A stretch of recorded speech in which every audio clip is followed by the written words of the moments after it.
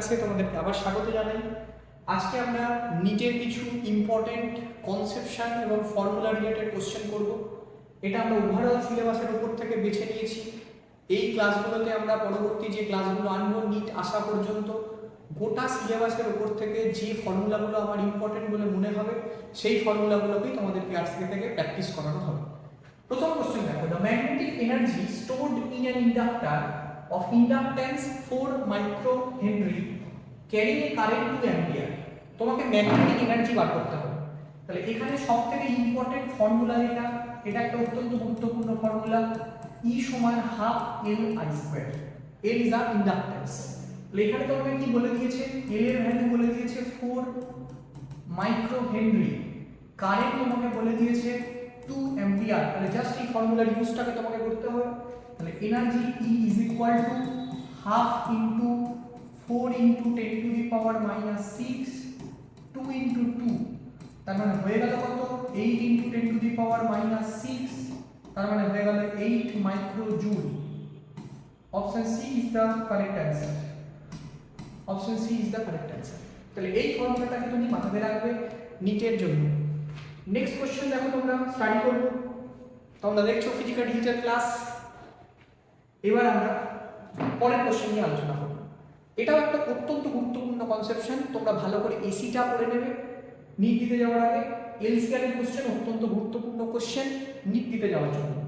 In an কোশ্চেনটা বলেছে দেখো, in an LCR circuit the inductance L বলে দিয়েছে তোমাকে 10 মিলিহেনরি, ক্যাপাসিট্যান্স বলে দিয়েছে 1 মাইক্রোফ্যারাড, রেজিস্ট্যান্স বলে দিয়েছে 100 ওহম।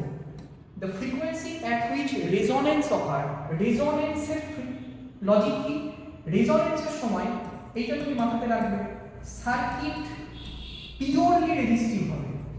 সার্কিট পিওরলি রেজিস্টিভ হবে।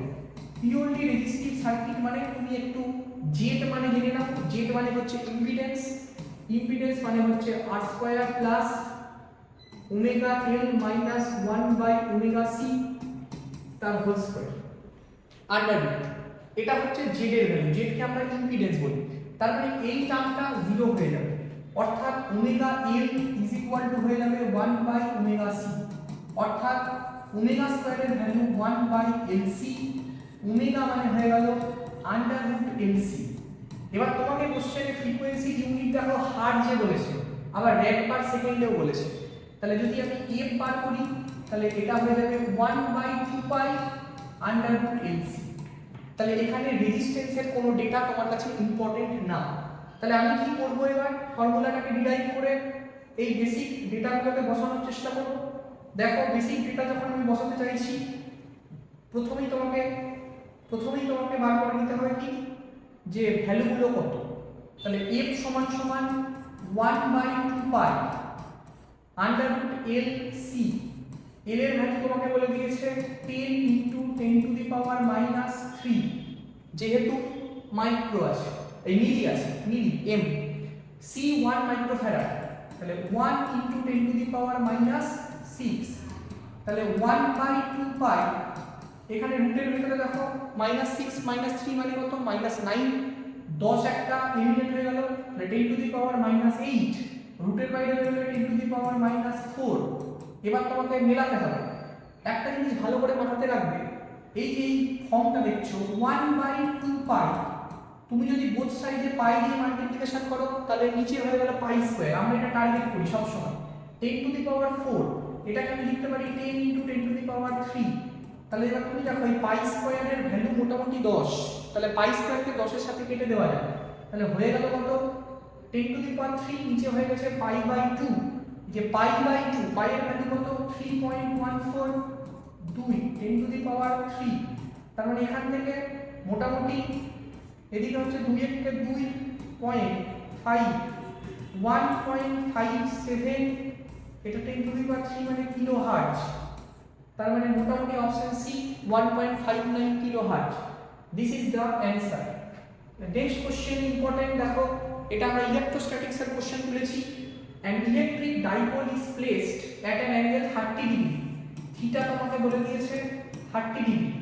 কোথায়? ইলেকট্রিক ফিল্ড বলে দিয়েছে 2 × 10⁵ newton per coulomb. It experience a torque, electric ডাইপোলটা একটা টর্ক এক্সপিরিয়েন্স করছে, সেটা 4 newton into metre. Calculate magnitude of charge on the dipole if dipole length 2 semi.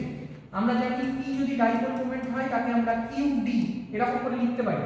তাহলে q কত, q তোমাকে বার করতে হবে, d কত 2 সেমি, 2 সেমি কে আমি তাহলে 2 × 10⁻² কুলম ইনটু মিটার এরকম করে লিখতে পারি। তাহলে এখানকার কি ফর্মুলা, কি টর্ক, টর্ক মানে মাথাতে রাখবে p ক্রস e। এটা নিজে একটা কোশ্চেন এমসিকিউ এ থাকতে পারে, টর্ক কেমন, p ক্রস e। অপশনে হয়তো তোমার থাকলো e ক্রস p, সেটা হবে না, p ক্রস e, কারণ টর্ক হচ্ছে একটা অ্যাক্সিয়াল ভেক্টর। তাহলে এর ভ্যালু কত, pe sin theta, pe sin theta টর্কের ম্যাগনিটিউড। তাহলে টর্কের ভ্যালু তুমি বসিয়ে দাও 4, p এর ভ্যালু কত, q × 2 × 10⁻², ইলেকট্রিক ফিল্ড কত 2 × 10⁵, sin 30 এর ভ্যালু কত হাফ, 2 এলিমিনেট হয়ে গেল। তাহলে এখানে কত করে থাকলো, এই 2 এর সাথে এই 2 এলিমিনেট হয়ে গেল। এখানে দেখো 10⁻² আর 10⁵ মিলে হয়ে গেল 10⁻3। তাহলে যদি আমি সাইড চেঞ্জ করে দিই তাহলে q হয়ে গেল 2 × 10⁻³ কুলম, মানে 2 milli coulomb, 2 milli coulomb. Option C is the correct answer. Next আমরা পরবর্তী কনসেপশন ট্রান্সফরমার নিচের জন্য একটা অত্যন্ত গুরুত্বপূর্ণ কনসেপশন। তোমাকে বলেছে দেখো একটা 12 volt 60 watt lamp is connected to the secondary of a step down transformer whose primary is connected AC main to 20 volt. সব সময় মনে রাখবে, সব সময় ট্রান্সফরমারে মনে রাখবে দুটো logic. Transformer power will be conserved, power will be conserved. আবার পাওয়ার মানে কি, ভোল্ট ইনটু অ্যাম্পিয়ার। আমি মজা করে পাওয়ার সমান ভাই বলি, VI। তাহলে পাওয়ার সমান VI। তাহলে তুমি উপরে দেখো 60 ওয়াট ল্যাম্প 12 ভোল্টে কানেক্টেড। এবার তোমাকে প্রাইমারি কানেকশন বলে দিয়েছে 220 ভোল্ট। তাহলে 220 ভোল্টে বলেছে অ্যাসিউমিং the transformer is ideal, what is the current primary 20। তাহলে 60 ওয়াট 220 ভোল্টে কানেক্টেড, কারেন্ট কত তোমাকে বার করতে হবে। তাহলে 0 এলিমিনেট হয়ে গেল। তাহলে I কত, এদিকে 3 এদিকে 11, তার মানে হয়ে গেল 3/11। তার মানে একে যদি তুমি পয়েন্ট নাও 11 × 2 22, 8 আর 0 7 11 77, মানে 0.27 ampere. Option D is the correct. Next formula আমরা শিখছি, দেখো এটা একটা নিউক্লিয়ার ফিজিক্সের question. The half life of a radioactive substance is 20 minutes. In how much time the activity of substance drops 1/16 of its initial value? এই ধরনের ফর্মুলাটা খুব ইম্পর্টেন্ট। তুমি অ্যাক্টিভিটির ফর্মুলা কি, অ্যাক্টিভিটিকে আমরা a বলি, AT = A0, AT = A0 e to the power minus lambda t। কিন্তু এই ধরনের অঙ্ক করতে গেলে আমি আরো একটা ফর্মুলা মনে রাখতে বলি, এটা খুব important. AT/A0 is equal to half to the power T/T। T মানে টাইম, ক্যাপিটাল T মানে হচ্ছে টাইম পিরিয়ড। এই ফর্মুলাতে দেখো তুমি অঙ্কটা করতে পারবে।